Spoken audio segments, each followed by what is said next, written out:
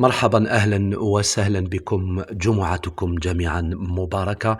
كما شفتوا على الصورة درت 4 حبات عرايش ناجحة بحشو ولا بكمية قليلة كي العجينة كي الحشو. كنت حطيت مقادير هذه العجينة تاع 4 حبات عرايش تاع 40 غرام في فيديو قصير هنا على اليوتيوب. درت الحشو وشكلتهم بهذه الطريقة، سهلين مهلين، وما حبيتش نحط الفيديو ولا الوصفة على خاطرش 4 قليلة فقط. إلا حبيتوا نضاعف ندير 8 ولا 9 ندير لكم فيديو إن شاء الله.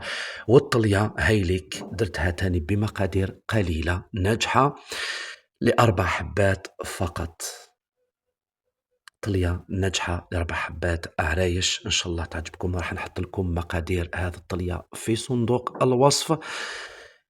ولا عجبتكم هذه وصفة الطلية ديروا لي جيم وتعليق. جمعتكم مرة أخرى مباركة للجميع. شكرا على تعليقكم الرائعة في كل وصفاتي. تهلاو في روحكم وإلى اللقاء.